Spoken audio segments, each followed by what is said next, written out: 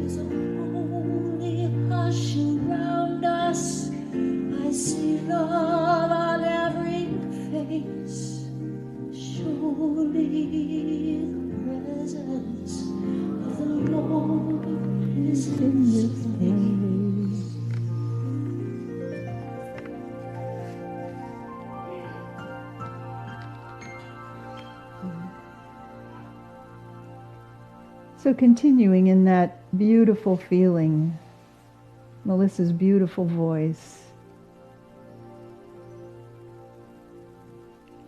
we unite our minds and our hearts. I'm always amazed, but I shouldn't be, at the divine order of daily word. The word is compassion today, and the word the day before was protect, for those areas of Syria and Turkey.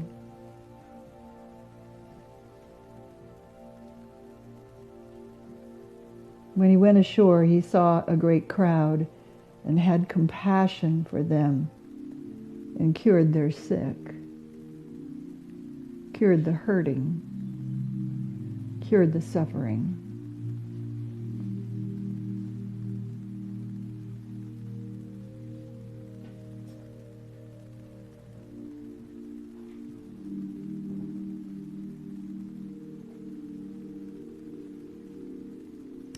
When we feel worried or afraid,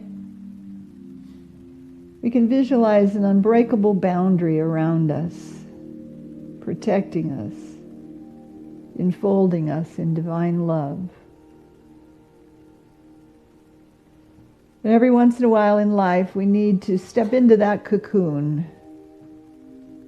Be still and know that I am God. When all the outer events seem to swarm and swell, there is always this place, this this point of light in your mind and your heart, where you can turn and close yourself away in peace, in safety.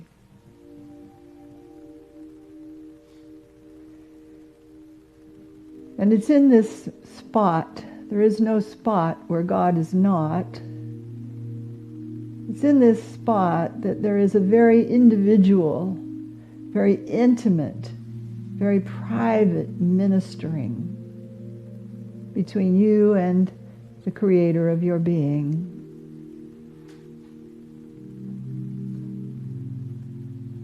So I invite you to pull up a chair in your mind's eye, maybe a bench in a park,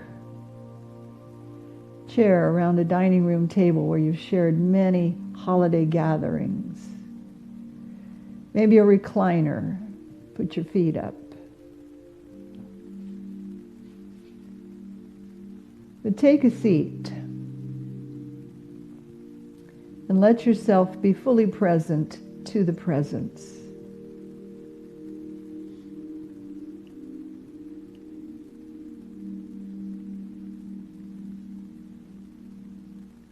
And as you relax into that love,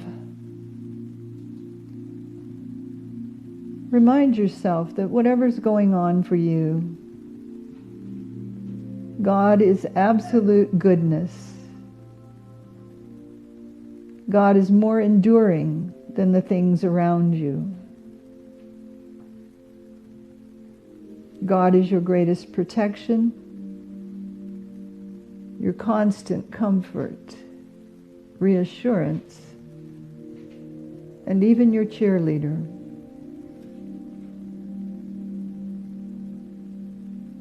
There is no spot where God is not. Let's affirm it. There is no spot where God is not.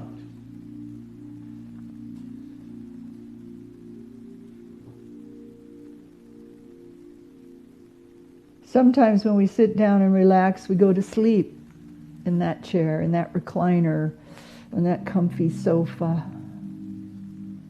And again, that's a physical stilling of your mind. So here in our prayer, we let yourself go deeper, deeper, deeper. Relax. Let go.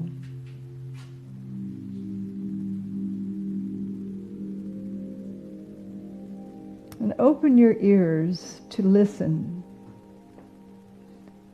Open your mind to understand. Open your eyes to see the way ahead.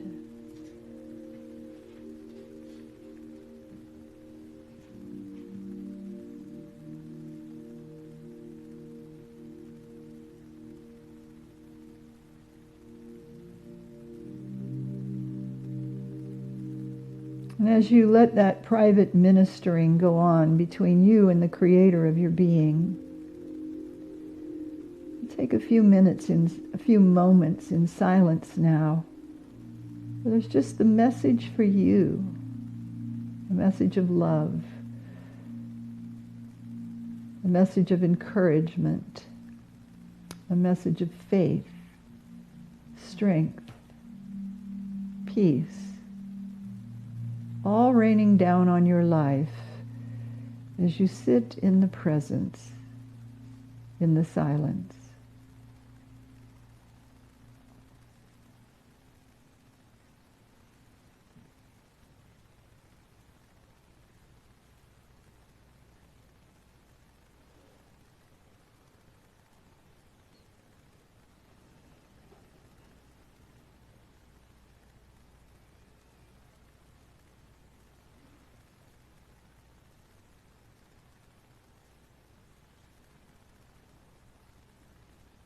There is no spot where God is not. No spot in your body, no spot in your feelings, no spot in your finances, no spot in your family. where the harmony, the love streams constantly. Only the love and the harmony in the stream. Love and harmony stream constantly. So this morning we give thanks for a time of remembering and opening to the flow of God's love. In Valentine's week, where we celebrate love, love for each other, love for God, love for all people.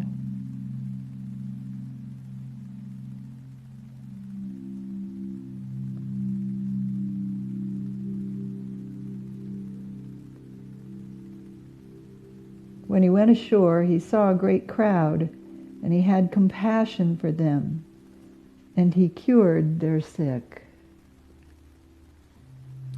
and he healed them all. And so it is.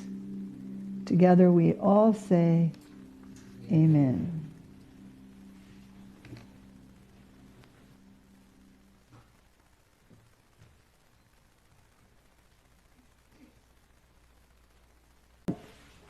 A minister and a politician.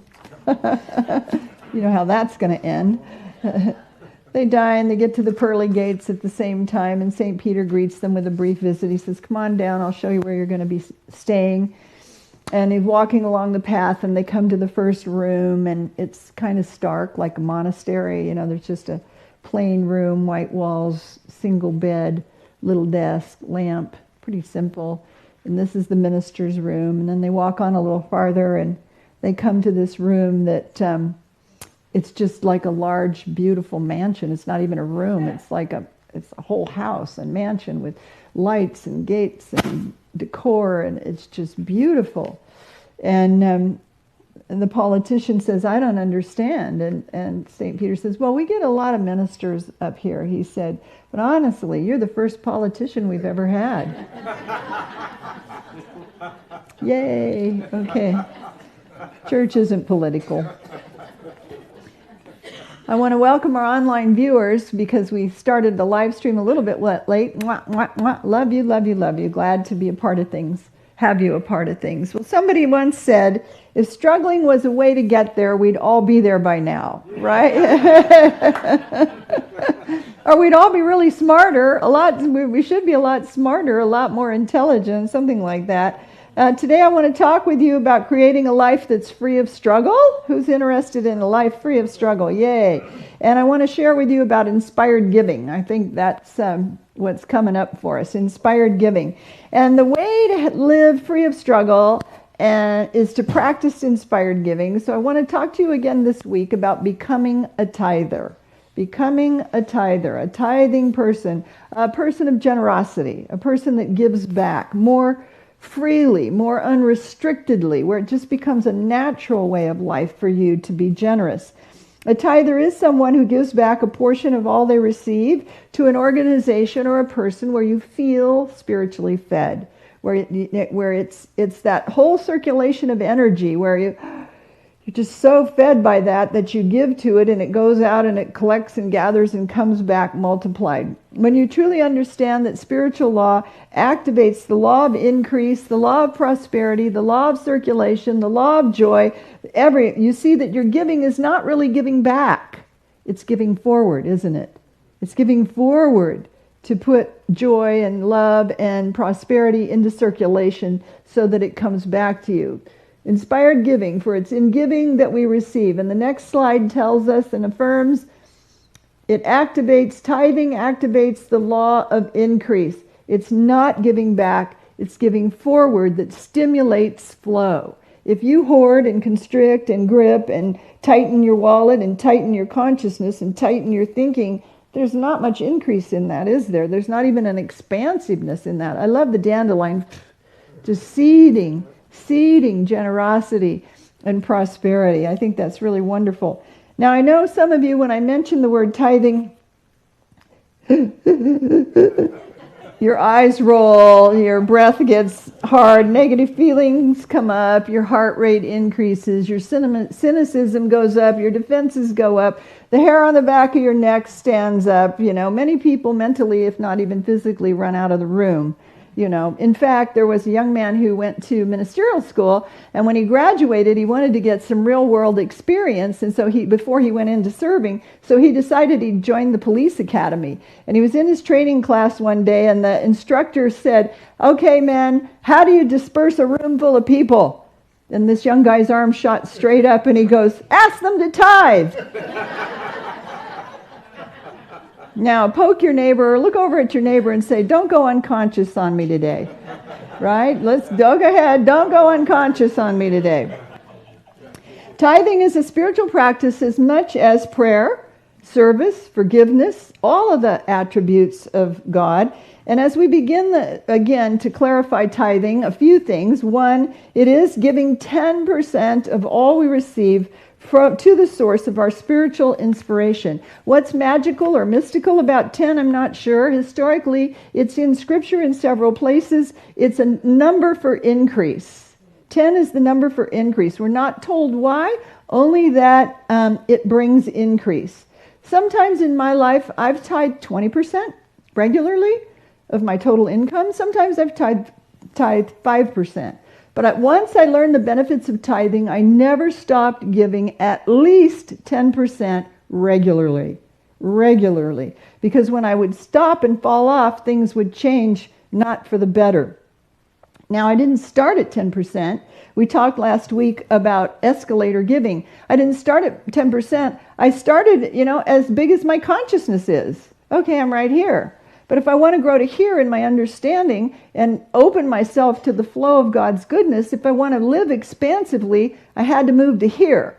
So you start by giving 1%, escalator giving, and then you see the results, and it's easier to give 2%, isn't it? And then you see, oh my gosh, this is really coincidental or what? Let's try 3%. And it's the most direct, most immediate response practice of spiritual law that you can use and apply and see the results almost immediately. When I started tithing, I respected my current budget, where I was in consciousness, but then I grew into higher amounts as I saw tithing's power to produce increase in my life. And I started when I was like 19, 18 years old because I was attending Unity, and they said you should tithe, and so I did. And it's always worked. Some people ask, can I tithe my talent instead of my money? Sure, you'll have more time.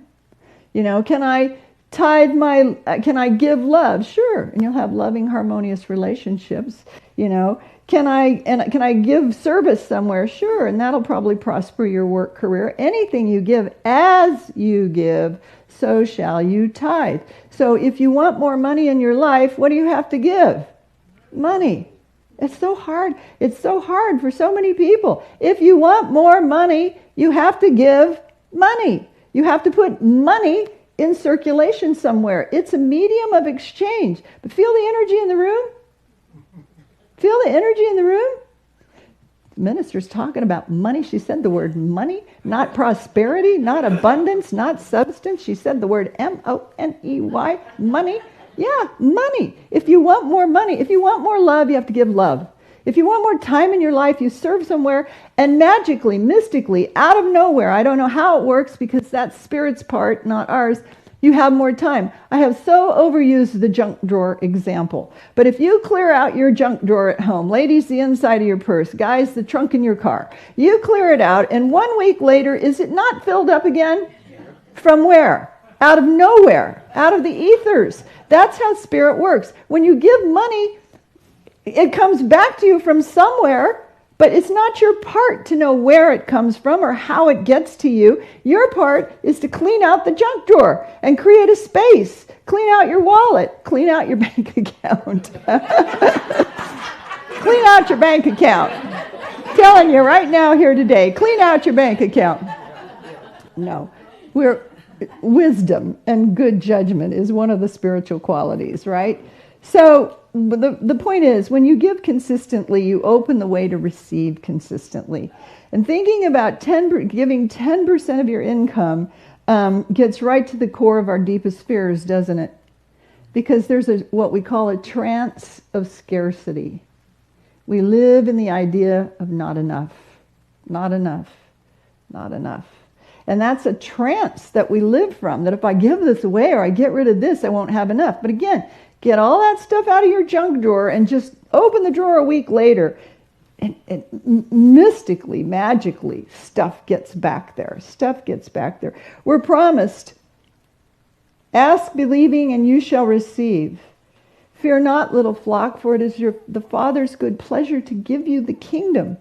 But the trance of scarcity makes it hard to believe these promises, so a lot of us live in the belief of fear of not enough.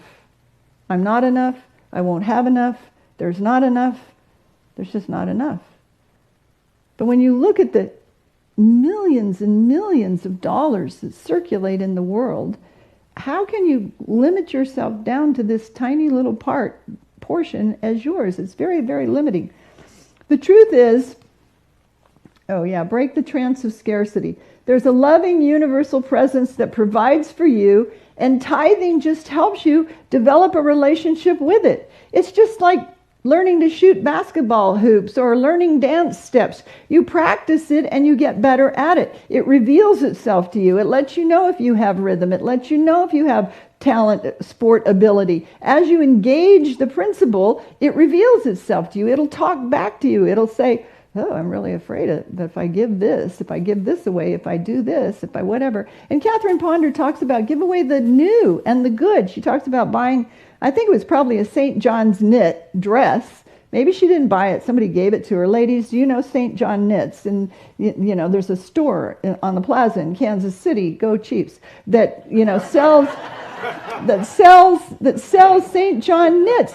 A skirt and jacket sell for around $3,500, $5,000. I think someone either gave her one or she bought one, but it didn't ever fit her right. It wasn't the right color. And she's hanging on to it. Why? It's just taken up all that energy in her closet that if she clears that space out, she has room for the thing that's more right for her to come in.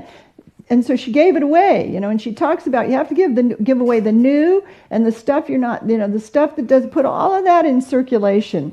The truth is, abundant life is readily available for us, but we have to break the trance of scarcity. And there's so much good waiting for us, but we have to break the trance of scarcity. Are you living in that trance?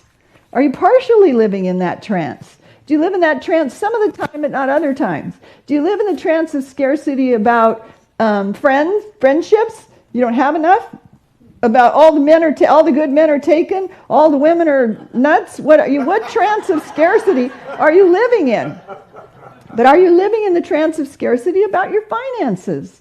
About your finances. Charles Fillmore, co-founder of Unity, started a project once. And someone who really disliked all manner of fundraising and whose hair stood up at the idea of tithing, gave Charles Fillmore a penny as a joke. Now, when you came in this morning, you should have all received a penny, right? Here's what Charles Fillmore said about that penny. He said he took that from that gentleman and he blessed it. And he said, no demonstration of the flow of substance is ever a joke. This penny is evidence, concrete evidence, that spiritual substance has been contacted and the flow is beginning to open toward the fulfillment of your dream. He said, our dream for the project. Isn't that amazing? So you all got a penny today. If you came in, did anybody not get one? The ushers have them for you. As evidence that even in this series on abundance and prosperity for you, already divine substance has been contacted and you have evidence that it's beginning to flow toward you, right? You've got that penny. And I want you to take that penny this week and use it. Put it in when you check out at the thing, there's a spare change jar, or you go to a restaurant and there's a tip jar. Use it somewhere. Put it in circulation and watch how it feels when you give it, how it feels when you're watching for some kind of return. Is it wrong are we manipulating spiritual law? No, we're just putting ourselves in the flow of spiritual law. Now I can still see the wheels turning. Feel the energy in the room? I live on a fixed income, Cherie. I'm retired. There's no way anything extra could come to me. I barely have enough to meet my needs now. isn't it irresponsible for me to tithe? Well, how will I feed my children? How will I have any extra money to do fun things? How will I get to take a vacation or do that trip?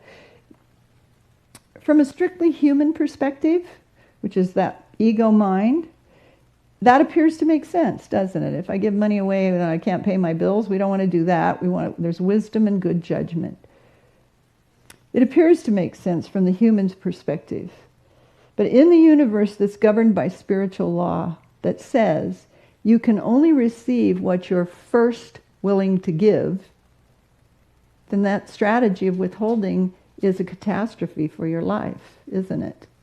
As you give, so shall you receive. Giving is the first half of spiritual law. And all you're doing by withholding is being the kink in the garden hose. You're blocking the flow of the potential for your life.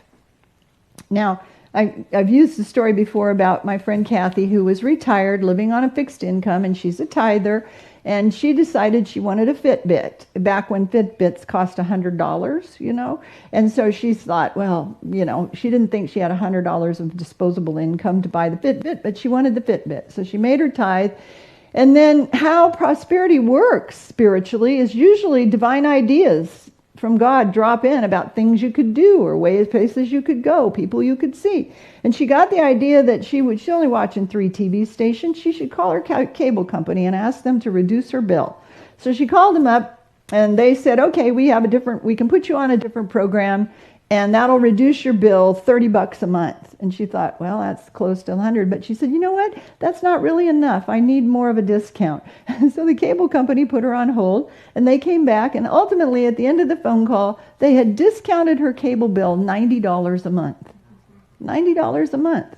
Then she went out to her mailbox, and there was a letter from Macy's, and she'd had an unused credit on her Macy's account for like 2 years, and Macy's didn't want to carry that in their books anymore, so they sent her a Visa card for the $20 unused balance on her account. So now she has $110 to buy the Fitbit, which was $10 more, 10% return on her $100 that she wanted. Are you with me?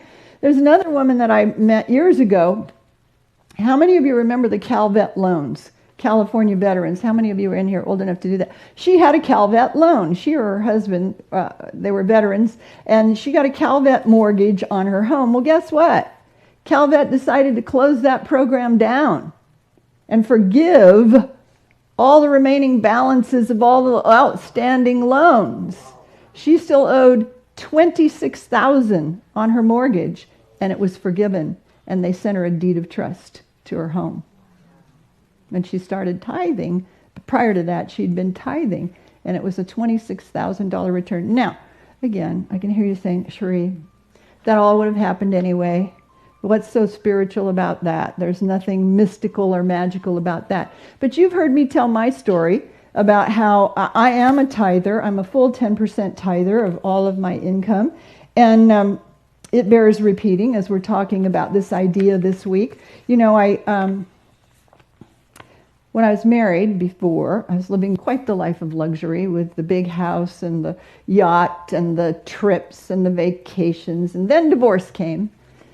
And I was heartbroken. I mean, it was really emotionally difficult.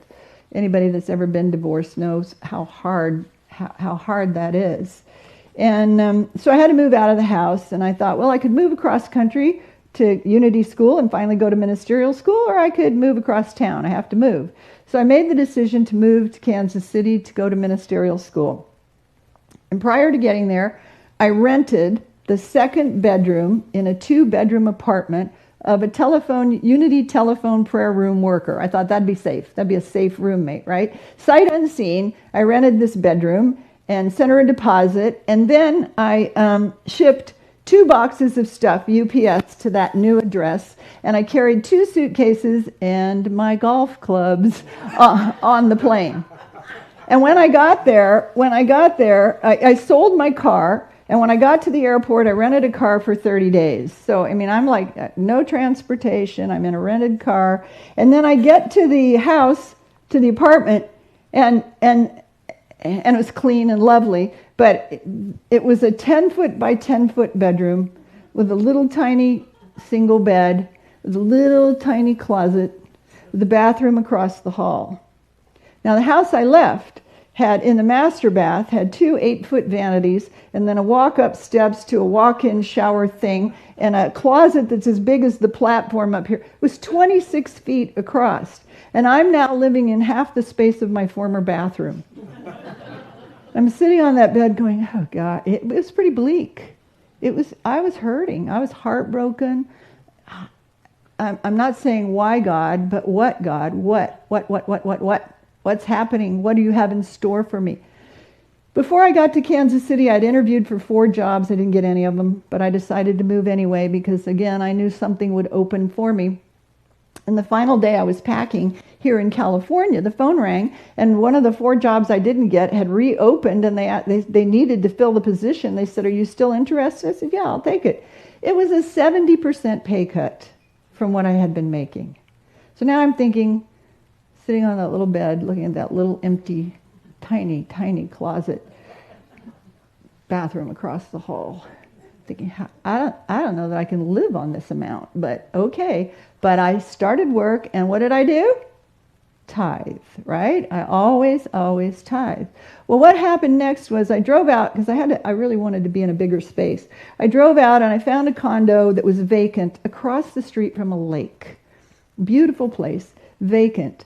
And I made an offer on it to buy it, and it was vacant. The gal had sold it. She had moved to Florida, and she was really nervous that it was sitting vacant and nobody was in it. So she said, move in, rent free. Move in until escrow closes. So I got in. I got to bring all the rest of my furniture from California, and I got into the little condo, and that was good. And then I started ministerial school, and I went down. We have lockers down in the basement. I went down, and there was a letter for me in my locker that day, and it was a note from a church that I'd never attended, and a check for $200 with a little Post-it note on it that said, we'll try to do something every month. Tithing to me. I'd never met them. But evidently they had a program where they support ministerial students, and they chose me. And so over the next 2 years, they paid all of my ministerial school tuition. Tithing to me. So then, this just, see, you can't make this happen. You can't make this stuff happen. But when you put something in circulation, you open yourself to the ways that Spirit knows. Another time, I went out to my mailbox at the little condo. I like to go to my mailbox. And there was a check for $60,000. I was as surprised as you are in hearing this. I went, whoop. Uncle Joe died, and evidently, when Aunt Mary, I'd only met Uncle Joe 3 times in my life, because they lived in Illinois, Mom and Dad lived in California. But evidently, when Aunt Mary died, I called him on the telephone. He was in such deep grief because they had 63 years of marriage together. And I sent a couple of encouraging cards. And that meant so much to him that unbeknownst to me, he went down and changed his will and left me a 6-figure inheritance from a man I'd met 3 times in my life. He didn't include my brother. His brother, my dad was gone. And he left me and the sisters-in-law that he didn't like. He split the inheritance. So now I'm into a 6-figure inheritance. And I'm still in this hurting, getting over this divorce, getting over the emotion of all of this. This is happening over a period of time. But I'm tithing on that little tiny income, and Spirit is just so flooding me. And when Uncle Joe died, it felt like my mom and dad were already gone. And I felt like, okay, I stepped up to do ministerial school, and it felt like pennies from heaven were raining down on me from my mom and my dad to love me, to say, do this, do this, do this. So when you tithe, it just magnifies your life in ways that you couldn't believe. And the little condo that I bought when I got there, a couple years later when I graduated and left ministerial school, it had appreciated $50,000. $50,000. And I forgot the other thing too. Walking through my office one day, 2 men from Texas stopped in, and they said they had a vision to make the Youth of Unity, the teenage group that Michael's working with, the Youth of Unity, international Youth of Unity, more international. And so they flew me all around the world, all expenses paid, to the countries of my choice for 5 years. So my 70% pay cut, sitting behind that desk, earning 70% less, I was never behind that desk. From 30,000 feet in the air, flying to an apartment that I hubbed in London out of Heathrow, that was my job. That was my job. Still at the same 70% pay cut salary, but I was in Amsterdam, I was in France, I was in Russia, I was in Wales, I was in England, I was everywhere, Costa Rica, Nicaragua, wherever I wanted to go. All, I believe, because I'm a tither, because I put money in circulation into the universe and let it go out and collect. It's seed money. It's seed. You seed prosperity into the universe, and it comes back to you. Tithing offers us, tithing offers us a golden opportunity to change the way you perceive and practice prosperous living. But I can tell you about it, but I can't do it for you. You have to do it. You have to step up and try it. And it's not, so the church can get money. It's so that you learn the spiritual principle of substance and abundance and prosperity and joy and circulation and love and prove it for yourself, you see. I can testify that using your money in a faithful manner will bring you a constant flow of good. But if you don't turn loose of something, money, some way, to give somewhere where you feel spiritually fed, you are short-circuiting your life. You're stopping all the potential good that could flow to you. Now, to start, it takes a basic restructuring in your mind to walk out of that trance of scarcity, doesn't it? You have to practice tithing, and you have to put yourself in a vibration of abundance and substance. And there's some ways to do that. In the next slide, you can practice tithing. If you still write checks, you can write GIMS, God is my source, on the notation on the line of your check. When you pay your bills, you give thanks. You give thanks because you're thinking about all the wonderful purchases you made. And now you're reconciling by paying the bill. All of that big screen TV and all of that stuff, the gas you put in your car, when you pay your bills, you bless them. You take them between your hands if you have regular bills, or your financial statements, which is what? Hold and bless financial instruments.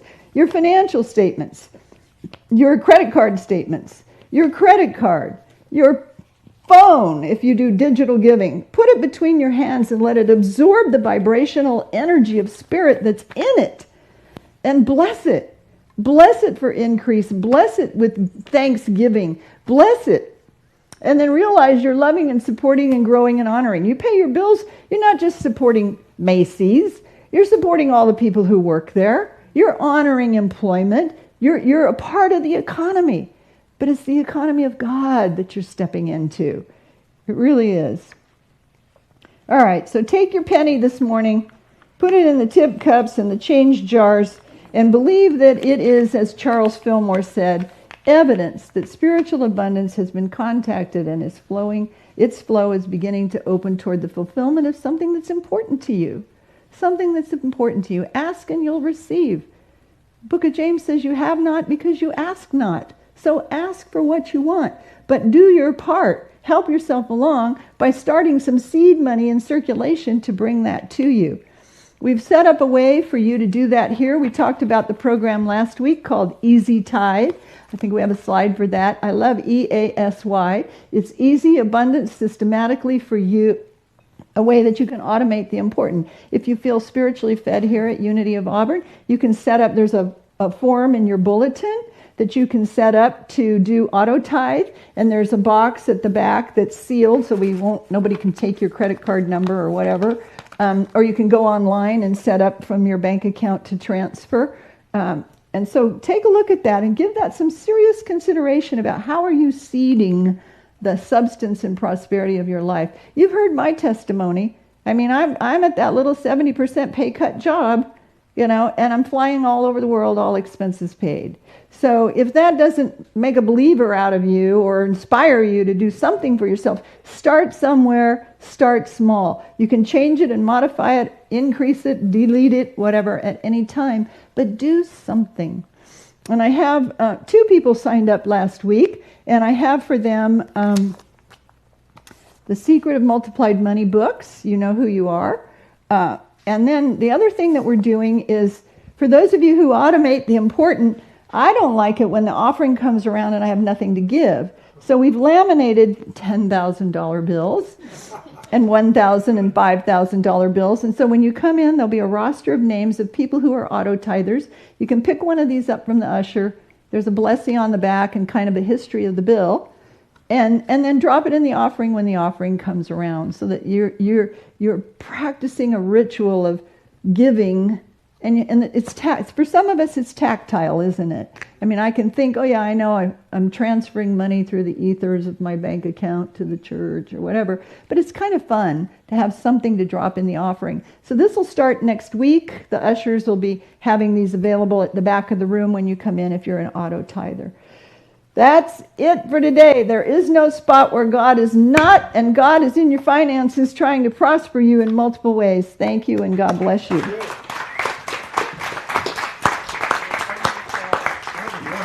I was thinking, I never usually do a postscript to my talks, but I was thinking about my Uncle Joe, because, they came to visit from East Moline, Illinois when I was like 10. They came to one of my weddings. The first one. And then I think the third time they came out to visit Mom and Dad when I was older. But when I called him, and he was so deep in grief over the loss of Aunt Mary, and I was just a presence on the other end of the phone, reaching out. And he cried, and I just hung on the phone. And it's in that kind of mystical exchange of love that someone was reaching out to. He could feel loved so powerfully. And I'm just on the other end of the phone, I guess, being the niece. But not even that. It was just a person that needed compassion and love. And I really believe in those moments of silence when I just held the phone while he cried, sobbed, really. That's the mysticism of the Christ that knows how to heal and how to bless and how to adjust. Because it was several years later, when I went to ministerial school when he died, that all of that energy poured forth into my life. But you get what I'm saying? In that silence, in that just stillness of God, that's where the transmutation takes place. And then you go out and live your life and do what you're supposed to be doing, and you'll be blessed. You'll be blessed. All right, announcements. Anybody here with us for the very first time as a visitor or a guest? If so, would you raise your hand, and we want to just acknowledge your presence, give you a blessing. Nobody's here for the first time? All right, we're all family. We love that. We're going to introduce our new board candidates. Jim Drew's going to come up in just a minute when I finish these announcements. The thrift store is now on Yelp, and we're trying to get on Google. But if you go to Yelp on your computer or your phone and put in Unity Thrift and Gift, it'll pop up and you can give a review. We need to build the reviews to get us pushed out there more. So be sure to review Unity Thrift and Gift on Yelp. We talked about Easy Tithe. The forms are in your bulletin if you'd like to sign up.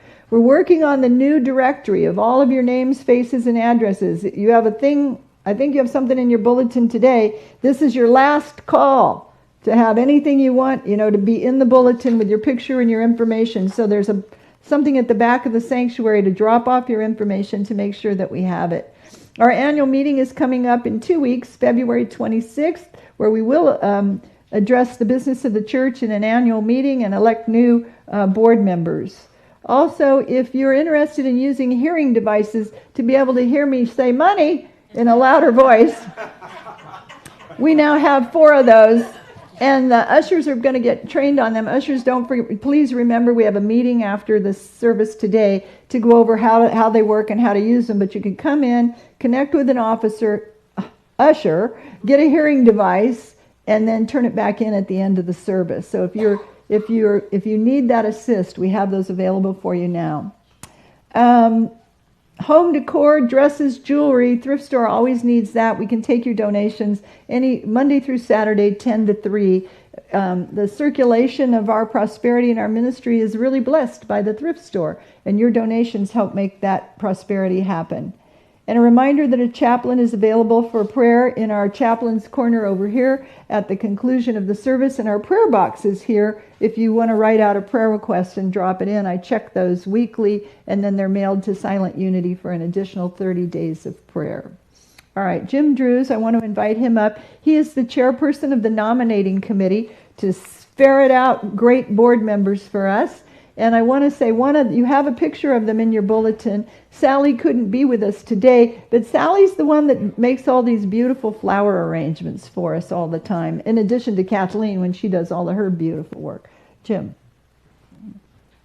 Good morning. I had my speech all prepared, and she just took a big chunk of it. As Reverend Cherie said, I am the chairperson of the nominating committee, and part of that responsibility is to formally introduce our candidates. And we have three. Two are with us today. Sally is out of town babysitting grandchildren. She will be here next week.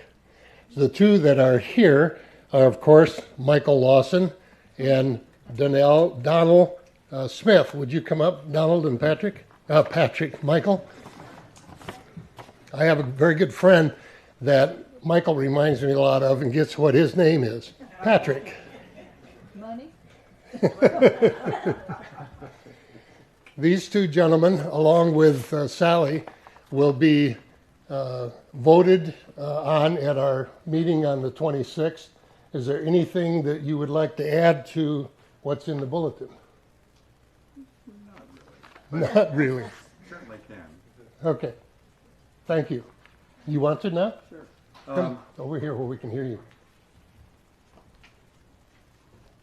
Good morning. I'm Donald, and it's been a typo for most people all my life. They always want to put a D on the end of Donald, and it's Donald. It's been quite a journey for me, beginning with Unity in its early historical times in the Sacramento area, beginning with Reverends Edith Anderson, John Hinkle, Reverend J. Dishman, the Sally Smock connection, and then, of course, Dorothy and Philip Pearson, which such a huge part of the growth and the unfolding of the unity, truth message in the Sacramento area. And then, of course, Capital City Unity, which I migrated from here. I'm glad I came here because it's a very special and warm congregation that I've enjoyed for the last year.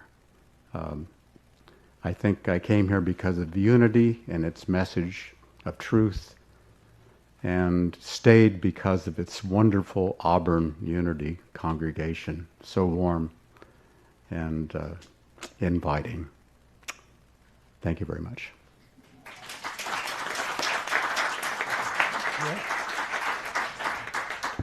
I thought we were just going to come up here and smile, but Donald raised the bar, so now I have to talk to.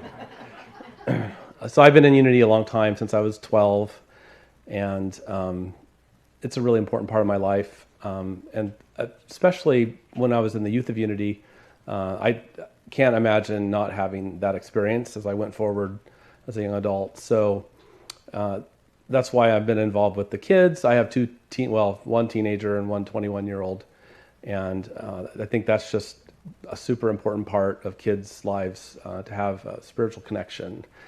So, and I love all of you here. I love coming to Unity of Auburn, and that's why I'm here. And I love Cherie's talks, and I love playing music for you guys. So that's it. Thank you.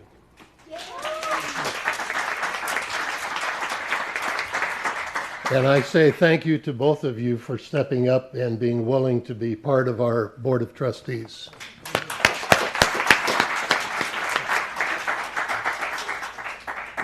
Thank you, thank you. Well, let's close our service by standing and joining in our, bless our children first, and let's stand to bless them also. And hold that in prayer, because Michael and I are going across the street to meet the principal at the high school and the counselor, and to begin bringing young people in, and they're teenagers usually have 40, 50-year-old parents, so we're hoping they follow in too. So let's together bless our children and our youth. Child of light, we love you and bless you. We see the Spirit of God within you, guiding, protecting, and prospering you always. Sure. And let's take a hand as a sign of community and fellowship and join in affirming our prayer for protection. The light of God surrounds us. The love of God enfolds us. The power of God protects us. The presence of God watches over us. Wherever we are, God is.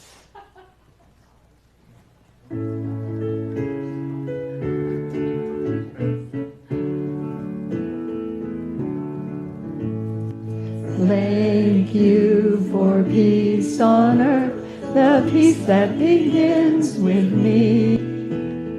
Thank you for peace on earth, the peace that was meant to be. With God as creator, family all are we. Now we walk with each other in perfect harmony. Yes, peace begins with me, and this is the moment now. With every step I take,